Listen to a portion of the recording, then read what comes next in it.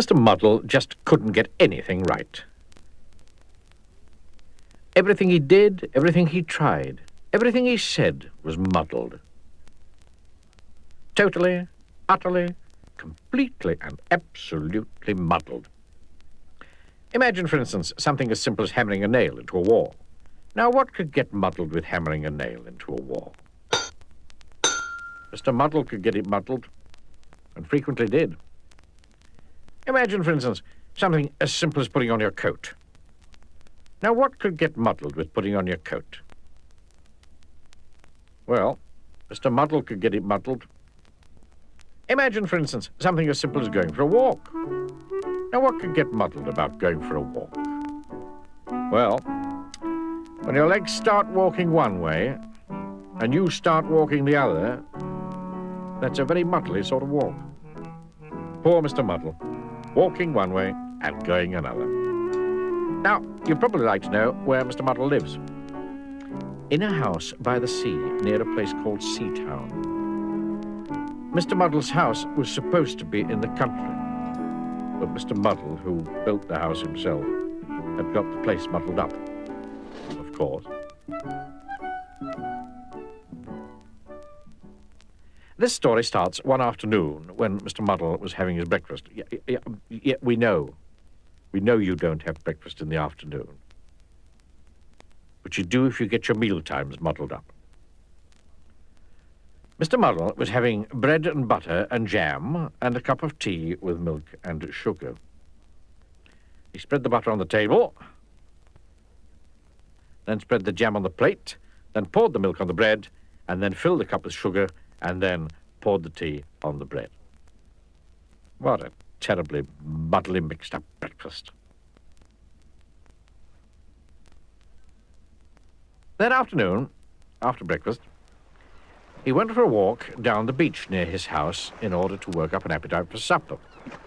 Met an old fisherman called George, whom he knew quite well. "Afternoon, Mr. Muddle," said George. "Good evening," replied Mr. Muddle. George smiled. "How'd you like to come fishing with me?" he asked. Oh, no, please," replied Mr. Muddle eagerly.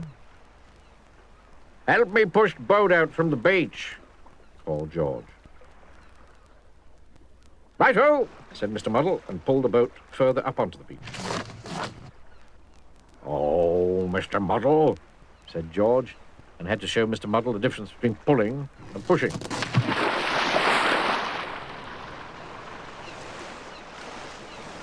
However, eventually, somehow or other, they managed to get the boat out to sea.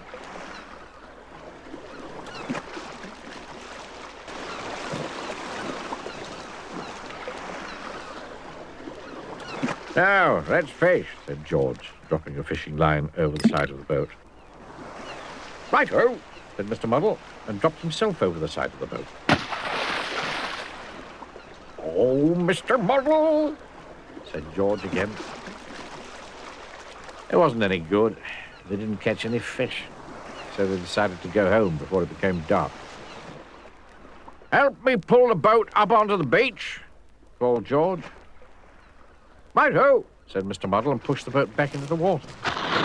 George was just about to say, "Oh, Mr. Muddle," again, when he had an idea. He smiled to himself. "Help me push the boat out into the sea," George called. "Right-o," said Mr. Muddle, and pulled the boat up onto the beach. "Well done, Mr. Muddle," said George. Mr. Muddle smiled a smile and went home. George smiled a smile and went to tell everybody. The following day in Seatown, Mr. Brick, the builder, asked Mr. Muddle to hold his coat for him. "Right-o," said Mr. Muddle, and held his ladder for him, which is what Mr. Brick really wanted. "Well done, Mr. Muddle," smiled Mr. Brick, who'd been talking to George. Mr. Muddle was very pleased. Then Mrs. Scrub at the laundry asked Mr. Muddle to pass her the soap. "Right-o," said Mr. Muddle, and passed her a clothes peg, which is what Mrs. Scrub really wanted. "Well done, Mr. Muddle," smiled Mrs. Scrub, who'd also been talking to George. Mr. Muddle was extremely pleased. And then Mr. Black, the coalman, asked Mr. Muddle to lift a sack of coal down from his lorry. "Right-o," said Mr. Muddle, and lifted a sack of coal up onto the lorry, which is what Mr. Black really had wanted all along. "Well done, Mr. Muddle," smiled Mr. Black. George had talked to everybody. Mr. Muddle was delighted. In fact, Mr. Muddle was so delighted that he decided to go home and cook himself a large meal to celebrate. Roast turkey, peas, potatoes, and gravy. He put the turkey in the cupboard to cook. He peeled the peas. He put the potatoes in the refrigerator to boil. And then, do you know what he did? He tried to slice the gravy.